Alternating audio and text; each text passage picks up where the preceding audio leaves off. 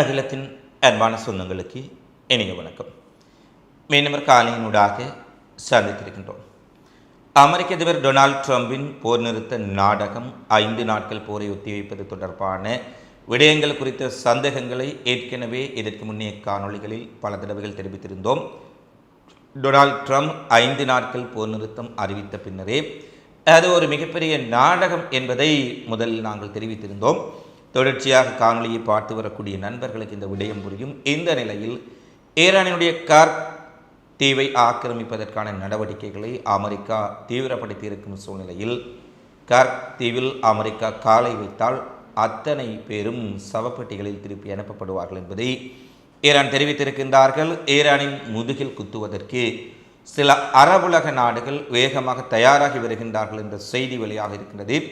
Abraham Lincoln கப்பலுக்கும் F-18 விமானத்திற்கும் மிகப்பெரிய அதிர்ச்சியை Iran கொடுத்திருக்கின்றார்கள். இது சார்ந்து வெளியாக இருக்கக்கூடிய போர்க்களத்தில் வெளியான மிக முக்கியமான பிந்திய தகவல்களை இந்த காணொளியில் பார்க்கலாம். தொடர்ச்சியாக ஈரான் இஸ்ரேல் அமெரிக்க போர் மற்றும் உலகளாவிய ரீதியில் நடைபெறும் அத்தனை விடயங்களையும் உடனுக்குடன் உண்மை தகவல்களை நடுநிலையோடு வழங்குவதற்காக காத்திருக்கின்றோம். அனைத்தையும் உடனுக்குடன் தெரிந்து கொள்ள அகிலம் சேனலை சப்ஸ்கிரைப் செய்து கொள்ளுங்கள்.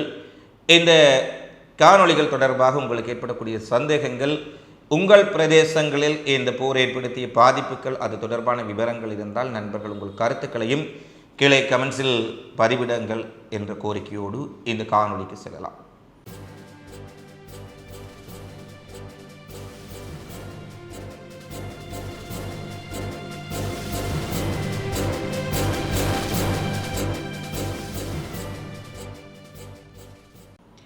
சில தரவுகளின்படி ஈரானின் உடைய எதிரிகள் பிராந்திய நாடு ஒன்றின் ஆதரவுடன் ஈரானிய தீவுகளில் ஒன்றை கைப்பற்றுவதற்கு மிகப்பெரும் முன்னெடுப்புகளை மேற்கொண்டிருக்கின்றார்கள் என்று ஈரானுடைய சபாநாயகர் ஒரு அறிவிப்பை வெளியிட்டிருக்கின்றார். எதிரிகளின் அனைத்து நகர்வுகளும் நமது இராணுவத்தினரால் முழுமையாக கண்காணிக்கப்படுகின்றன.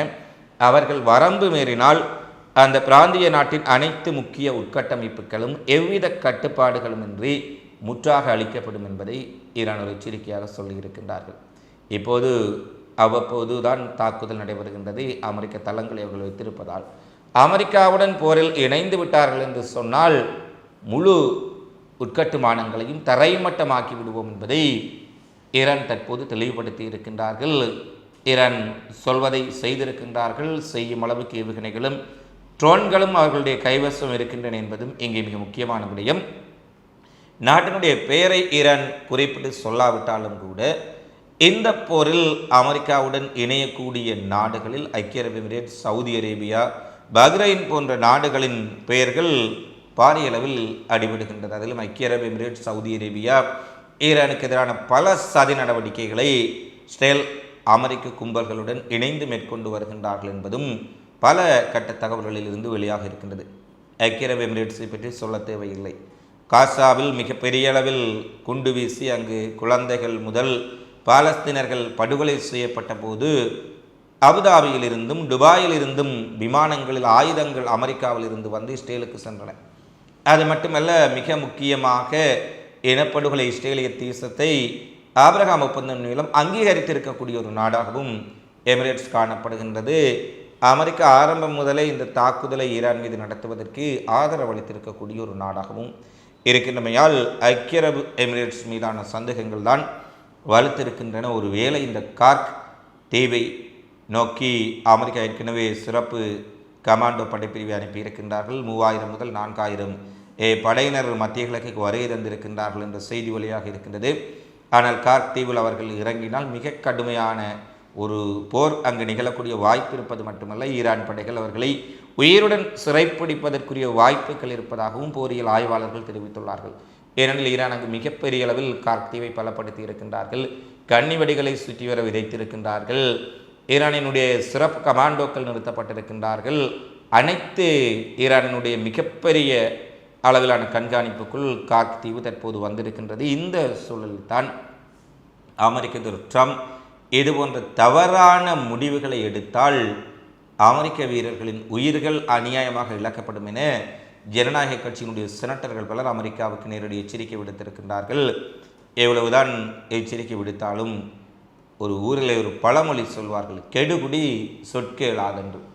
ஆய்வாளர்கள் கூறுகின்றார்கள், வல்லுநர்கள் கூறுகின்றார்கள், போரியல் நிபுணர்கள் கூறுகின்றார்கள், இது முடியாத விடயம், நீங்கள் ஈரானை தரை வழியாக தோற்கடிக்க முடியாது, இது அமெரிக்க படைகளுக்கு உயிரிழப்பையும் உலகிற்கு ஏற்கனவே உலகம் மிகப்பெரிய அளவில் பேரிழப்பை சந்திக்க தொடங்கிவிட்டது. 2 சுயநலம் பிடித்த நெதன்யாகு ட்ரம்பினுடைய இந்த போர் வெறிக்காக 800 கோடி மக்களும் இன்று மிகப்பெரிய துயரை சுமந்து கொண்டிருக்கின்றார்கள் என்பதுதான் 100% ஒரு உண்மையான விடயம். அப்படியான ஒரு சூழ்நிலையில் தான் இந்த கார்க் தீவு மீது அமெரிக்கா படையெடுத்தால் அது மிக சிக்கல். அதை ஆதரிக்கக்கூடிய நாடுகள் துவம்சம் செய்யப்படும், அந்த நாட்டினுடைய கரையோர பிராந்தியங்களையும் நாங்கள் கையகப்படுத்துவோம் என்ற ஈரானின் அறிவிப்பு தெளிவாக வெளியாகி இருக்கின்றது. அடுத்து கத்தாரினுடைய மிக முக்கியமான ஒரு அறிவிப்பு. மத்திய கிழக்கில் நிலவி வரும் உச்சக்கட்ட பதற்றங்களுக்கு மத்தியில் நாங்கள் இந்த போரிலிருந்து முற்றிலுமாக விலகி இருப்பதாக கத்தார் அதிகாரபூர்வமாக அறிவித்திருக்கின்றார்கள். எந்த ஒரு இராணுவ விரிவாக்கத்திலும் தாங்கள் பங்கெடுக்கப் போவதில்லை என்றும், கத்தாரின் நிலப்பரப்பு அல்லது வான்பரப்பை ஈரானுக்கு எதிரான எந்த ஒரு தாக்குதல் நடவடிக்கைக்கு யாரும் பயன்படுத்த தாங்கள் அனுமதிக்கப் போவதில்லை என்பதை உறுதியாக தெரிவித்திருக்கின்றார்கள். உண்மையில் இந்த ஒரு இக்கட்டான நேரத்தில் விமர்சனங்களுக்கு அப்பால் கத்தாரினுடைய முடிவு ஒரு தைரியமான அல்லது ஒரு சகோதரத்துவத்துடன் கூடிய ஒரு முடிவாகத்தான் பார்க்கப்படுகின்றது. ஏனெனில் எமிரேட்ஸும் பஹ்ரைனும் குவைத்தும் சவுதி அரேபியாவும் அமெரிக்காவுக்கு பின்னணியில் உதவி கொண்டிருக்க, கத்தார் நாங்கள் இதில் பங்கேற்கப் போவதுமில்லை, எங்களுடைய வான்பரப்பையும் நிலப்பரப்பையும் நீங்கள் பயன்படுத்த வேண்டாம், தயவு செய்து என்னை விட்டு விடுங்கள் என்று கூறும் அளவுக்கு கத்தார் தெளிவான செய்தியை கூறியிருக்கின்றார்கள். அது மட்டுமல்ல, கத்தாரினுடைய பிரதமர் நேற்று ஒரு மிக முக்கியமான அறிவிப்பை விடுத்திருந்தார். எவ்வளவுதான் கத்தார் நாட்டின் மீது கருத்து வேறுபாடுகள் விமர்சனங்கள் இருந்தாலும் கூட, ஈரானினுடைய எரிவாயு வயல்கள் மீதான தாக்குதலில் அவர்கள் மிகப்பெரிய பொருளாதார இழப்புகளை சந்தித்தாலும் கூட ஏனைய அரபு நாடுகள் சொல்லாத ஒரு விடயத்தை கத்தார் நேற்று சொல்லி இருக்கின்றார்கள். இந்த மண்ணிலை 1000 ஆண்டுகளுக்கு மேலாக ஈரான் இருக்கின்றது, அது இன்னமும் இருக்கும். 1000 ஆண்டுகளுக்கு மேலாக இருந்தது, இருக்கின்றது, இன்னமும் இருக்கும். எந்த ஒரு நாட்டையும் யாரும் அழித்துவிட முடியாது.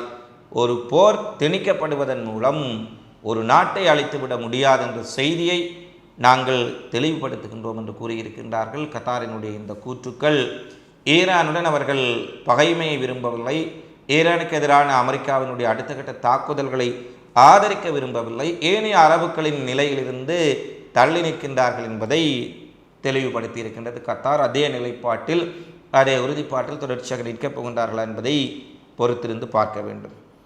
அடுத்து லெபனானில் ஹிஸ்புல்லா இயக்கம் மிக கடுமையான தாக்குதலை உள்ளே நுழைந்த இஸ்ரேலிய துருப்புகளுக்கு எதிராக நடத்தியிருக்கின்றார்கள். இந்த தாக்குதலில் 2 மெகாவாட் டேங்கிகள் சுக்குநூறாக்கப்பட்டிருக்கின்றன. அப்பர் கெலிலி மற்றும் மேல் கெலிலி பீரியா பகுதி மற்றும் கிரியாசோம் அருகில் இருக்கக்கூடிய பகுதிகளில் இஸ்ரேலிய இராணுவத்தினருக்கும் ஹிஸ்புல்லாக்களின் ரத்வான் சிறப்பு படையணிக்கும் இடையில் மிக கடுமையான ஒரு துப்பாக்கிச் சண்டை இடம்பெற்றிருக்கின்றது. இதில் இஸ்ரேலிய இராணுவத்தில் 5 பேர் கொல்லப்பட்டிருக்கலாம் என்ற தகவலை ஹிஸ்புல்லா வெளியிட்டிருக்கின்றார்கள். அது மட்டுமல்ல, ஹிஸ்புல்லா நடத்திய ராக்கெட் தாக்குதலில் வடக்கு இஸ்ரேலில் அமைந்திருக்கக்கூடிய மிகப்பெரிய ஒரு உளவு கண்காணிப்பு மையம் தகர்க்கப்பட்டிருப்பதான செய்திகளை ஹிஸ்புல்லா விடுத்திருக்கின்றார்கள். அதேபோல் ஹிஸ்புல்லாவினுடைய ஒரு மிக முக்கியமான ஒரு கமாண்டர் ஒருவரை தாங்கள் உயிரோடு சிறைப்பிடித்திருக்கின்றோம் என்ற ஒரு செய்தியையும் இஸ்ரேல் விடுத்திருப்பதுடன், ஹிஸ்புல்லா போராளிகள் பயிற்சி முகாம் மீது நாங்கள் நடத்திய தாக்குதலிலும் அவர்கள் உயிரிழப்புகளை சந்தித்திருக்கின்றார்கள் என்ற செய்தியை இஸ்ரேல் விடுத்திருக்கின்றார்கள். ஆனால் ஹிஸ்புல்லாவினுடைய தாக்குதல்கள் எதிர்வரும் நாட்களில் இன்னமும் அதிகரிக்கலாம் என்ற செய்திகளை பரவலாக பார்க்கக்கூடியதாக இருக்கின்றது. இன்னும் ஒரு அதிர்ச்சியையும் ஹிஸ்புல்லா இஸ்ரேலுக்கு கொடுக்க இருக்கின்றார்கள். அது தொடர்பான விடயங்களை அடுத்த காணொலியில் பேச இருக்கின்றோம். அடுத்து அமெரிக்காவுக்கு நடந்த ஒரு மிகப்பெரிய அதிர்ச்சி. அமெரிக்காவினுடைய சிம்ம சொப்பனம், யாரும் நெருங்க முடியாத கடலில் நிற்கும் இரும்பு கோட்டை, 5000 பேர் கொண்ட ஒரு இரும்பு கடற்படை முகாம் என்றெல்லாம் பில்டப் செய்யப்பட்ட ஆபிரகாம் லிங்கன் அமெரிக்காவுடைய விமானம் தாங்கி போர்க்கப்பல் ஈரானின் ஏவுகணை தாக்குதலுக்கு உள்ளாகி இருப்பது தற்போது உறுதிப்படுத்தப்பட்டிருக்கின்றது. அந்த கப்பல் ஏற்கனவே நிறுத்தப்பட்ட இடத்தில் ஏன் இல்லை என்று சேட்டலைட் செய்மதி புகைப்படங்களை ஆதாரமாக கொண்டு பல கேள்விகள் கேட்கப்பட்டன. அது பழுது பார்க்கும் பணிகளுக்காக கொண்டு செல்லப்பட்டது, பராமரிப்பு பணிகளுக்காக கொண்டு செல்லப்பட்டது என பல நூறு காரணங்களை அமெரிக்காவும் மேற்கத்திய அடிமை ஊடகங்களும் குறிப்பிட்டாலும் கூட தற்போது சுயாதீனமான ஒரு செய்தி உறுதிப்படுத்தப்பட்டிருக்கின்றது. அமெரிக்காவினுடைய இந்த விமானந்தாங்கி கப்பலை நோக்கி 100க்கும் மேற்பட்ட ஏவுகணைகளை, பாலிஸ்டிக் ஏவுகணைகள், கெப்பசோனிக் ஏவுகணைகள், தடுக்க முடியாத மிகப்பெரிய அளவிலான ஏவுகணைகள், குரூஸ் ஏவுகணைகளை கொண்டு ஈரான் தாக்குதல் நடத்தி இருக்கின்றார்கள். அந்த தாக்குதலில் பாரிய சேதத்தை சந்தித்திருக்கக்கூடிய ஜோசப் ஆபிரகாம் லிங்கன் அதை சரிப்படுத்துவதற்காக பழுது பார்க்கும் பணிகளுக்காக வேறு பிரதேசத்துக்கு நகர்த்தி வைத்திருப்பதாகவும், பல 100 கிலோமீட்டர்கள் அந்த கப்பல் தள்ளி நிற்பதாகவும் செய்திகள் உறுதிப்படுத்தப்பட்டிருக்கின்றன. அந்த கப்பல் விரைவாக மீண்டும் பழைய நிலைக்கு கொண்டு வரப்படும், நாங்கள் ஆபிரகாம் லிங்கன் கப்பல் மூலம் தாக்குதல்களை விரிவுபடுத்துவோம் என்று ட்ரம்பும் வெள்ளை மாளிகையும் மார்க்கோ ரூபியோவும் கூறிக்கொண்டிருந்தாலும் அந்த கப்பல் தாக்குதலுக்குள்ளாகி தற்போது பயன்படுத்தக்கூடிய நிலையில் இல்லை. அது திருத்த வேலைகளுக்காக பல 100 கிலோமீட்டர்கள் தப்பி சென்றிருக்கின்றது என்ற செய்தியை அமெரிக்க ஊடகங்களே பேச ஆரம்பித்திருக்கின்றார்கள். ட்ரம்பினுடைய பேச்சுக்களின் உண்மைத்தன்மை குறித்து தான் நீங்கள் பார்த்திருப்பீர்கள். தொடர்ச்சியாக நாங்களும் பார்த்து கொண்டிருக்கின்றோம். ஈரான் தன்னிடம் வந்து கெஞ்சினார்கள் பேச்சுவார்த்தைக்கு வாருங்கள் என்று. இதையெல்லாம் ஒரு குழந்தை கூட நம்பாது. ஈரான் ட்ரம்பிடம் சென்று கெஞ்சினார்களாம், பேச்சுவார்த்தைக்கு வாருங்கள், நாங்கள் பேசுவோம் என்று சொல்லி. தங்கள் உயிரே போனாலும் கூட தங்களுடைய நிலத்தையும் வளத்தையும் காப்பதற்காக அங்கு மக்களும் தலைவர்களும் இராணுவமும் அணிவகுத்து நிற்கின்றார்கள். மிகப்பெரிய அளவில் அவர்கள் பேரிழப்புகளை சந்தித்திருக்கின்றார்கள், உயிரிழப்புகளை சந்தித்திருக்கின்றார்கள். மிகப்பெரிய வல்லரசு தேசத்தை எதிர்த்து போராடுகின்றார்கள். மிக கொடூரமான இஸ்ரேலிய அமெரிக்க படைகளையும் மிகப்பெரிய அளவில் ஆயுத இராணுவ தொழில்நுட்பம் மிக்க போரியல் பிரிவுகளை எதிர்த்து போரிட்டாலும் கூட அந்த மக்களினுடைய மன வலிமை என்று அமெரிக்காவையே திரும்பி பார்க்க வைத்திருக்கின்றது. அமெரிக்கா பின்வாங்கும் அளவுக்கு அவர்கள் 1 மாத காலமாக அமெரிக்காவினுடைய கண்ணுக்குள் விரலை விட்டு ஆட்டிக்கொண்டிருக்கின்றார்கள் என்றுதான் சொல்ல வேண்டும். அந்தளவு தூரம் ஈரான் இவ்வளவு பதிலடி கொடுப்பார்கள் என அமெரிக்கர்களை எதிர்பார்க்கவில்லை என்று அமெரிக்க பத்திரிகைகள் கூறுகின்றன. மத்திய கிழக்கில் இருக்கக்கூடிய அமெரிக்க தளங்களை துடைத்தெறிந்து விட்டார்கள். இஸ்ரேலின் நிலைமை மிக மோசமாக இருக்கின்றது. இனி இஸ்ரேலுக்குள் ஏற்படக்கூடிய சேதங்களை மூடி மறைக்க முடியாது என்று கூறும் அளவுக்கு நிலைமை மோசமாக இருக்கின்றது. இஸ்ரேல் தொடர்பான பல செய்திகள், சிறிய செய்திகளை நாங்கள் எங்களுடைய அகிலம் முகநூல் பக்கத்தில் பதிவேற்றி வருகின்றோம். எனவே பார்க்கக்கூடிய நண்பர்கள் இந்த காணொலி இணைப்பின் கீழே அகிலம் ஃபேஸ்புக் இணைப்பு, எங்களுடைய முகநூல் பக்கத்தினுடைய இணைப்பு அகிலம் கொடுக்கப்பட்டிருக்கின்றது. அதில் சென்று சில இதில் பதிவேற்ற முடியாத விடயங்களை பார்க்க முடியும். அதில் இஸ்ரேலினுடைய ஒரு மேயர் ஒருவர் எவ்வாறு கதறுகின்றார், நாங்கள் என்ன நிலைமையில் இருக்கின்றோம், 3 வாரமாக பதுங்கு குழிகளுக்குள்ளேயே வாழ்ந்து கொண்டிருக்கின்றோம், பதுங்கு குழிகளுக்குள்ளே எங்கள் வாழ்க்கை முடிந்து விடுமான்னு ஒரு மேஜர், கைஃபா நகரத்தினுடைய மேயர் கதறி பேசுகின்றார். அவற்றெல்லாம் நீங்கள் முகநூல் பக்கத்தில் பார்க்க முடியும் என்பதையும் தெரிவித்துக் கொண்டு, இப்படியான சூழ்நிலையில் தான் ஆபிரகாம் லிங்கன் கப்பல் தாக்குதலுக்குள்ளாகி இருப்பது உறுதிப்படுத்தப்பட்டிருக்கின்றது. அது திருத்த வேலைகளுக்காக வேறு பகுதிகளுக்கு தப்பி சென்றிருப்பதும் உறுதிப்படுத்தப்பட்ட செய்திகளாக தற்போது வெளியாக இருக்கின்றன. அடுத்து சாபகார் துறைமுகத்துக்கு அருகாமையில் தாக்குதல் நடத்துவதற்காக சென்ற அமெரிக்காவின் F-8 விமானம் ஈரானிய ஏவுகணைகளால் குறிவைக்கப்பட்டு வீழ்த்தப்பட்டிருப்பதாக தற்போது செய்திகள் வெளியாக இருக்கின்றன.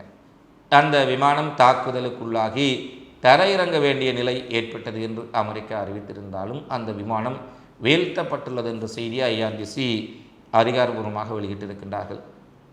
ஏற்கனவே அமெரிக்காவின் F-35 விமானம், ஸ்டெல்த் விமானம் ஈரானிய படைகளால் வீழ்த்தப்பட்ட நிலையில் தற்போது F-18 விமானமும் வீழ்த்தப்பட்டுள்ளமை அமெரிக்காவினுடைய வான் படைகளுக்கு மிகப்பெரிய அச்சத்தையும் பேரிழப்பையும் ஏற்படுத்தும் என்ற செய்தி வெளியாக இருக்கின்றது.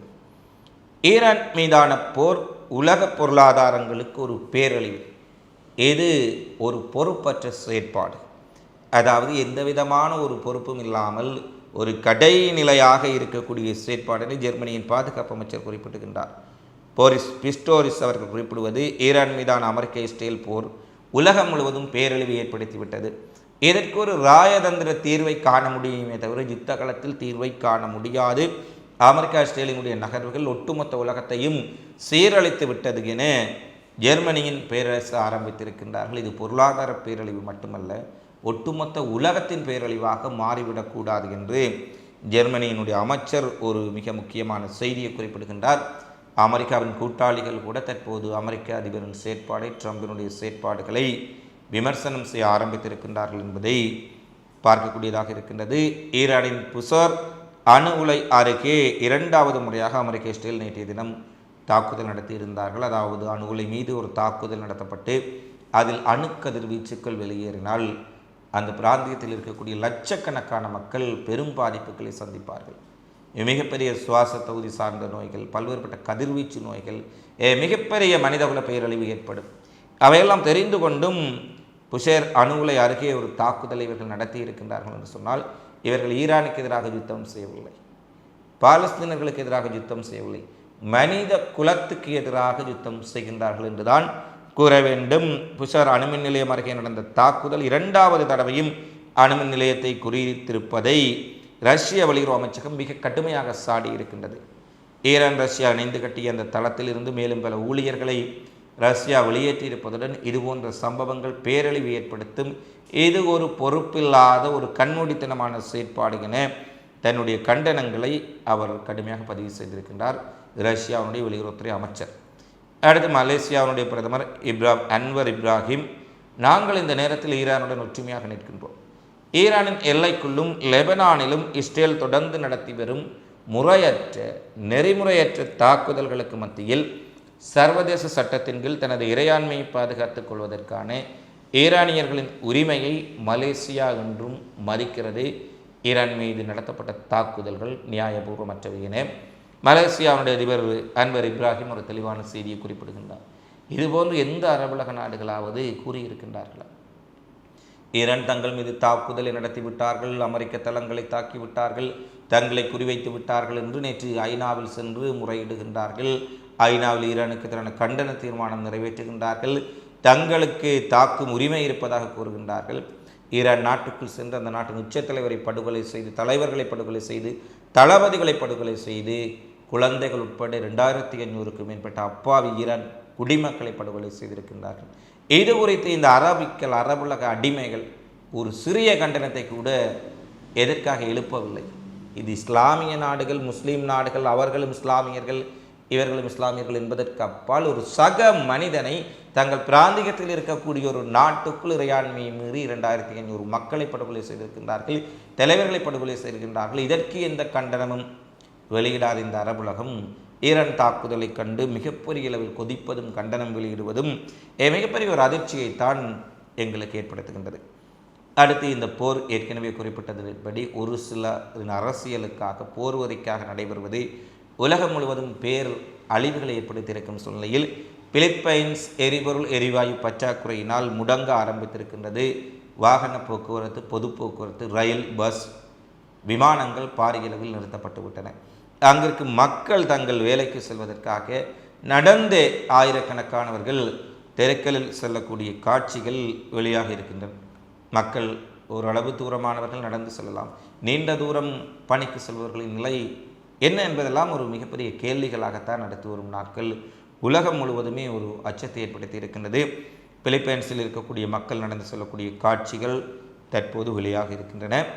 அடுத்து ஆஸ்திரேலிய பிரதமர் பெஞ்சமின் நெதன்யாகுவின் செய்தி தொடர்பாளர் மற்றும் தற்காலிக தலைமை அதிகாரி ஸ்டீவ் அக்மோன் தனது பதவியை ராஜினாமா செய்திருப்பதான செய்தி வெளியாக இருக்கின்றது.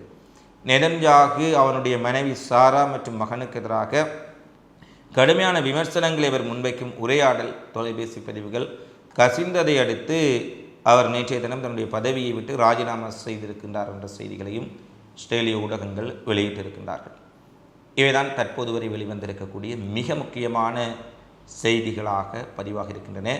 தொடர்ச்சியாக உலகெங்கு நடைபெறும் செய்திகளை உடனுக்குடன் அறிந்து கொள்ள அகிலத்தோடு இணைந்திருங்கள். தொடர்ச்சியாக பல்வேறுபட்ட தகவல்களையும் அறிந்து கொள்ள அகிலத்தை சப்ஸ்கிரைப் செய்து கொள்ளுங்கள். இந்த காணொளி தொடர்பிலான உங்களது மதிப்புமிக்க கருத்துக்களை தவறாமல் கமெண்ட்ஸில் பதிவிடுங்கள். மீண்டும் அடுத்த காணொளியில் சந்திப்போம். நன்றி, வணக்கம்.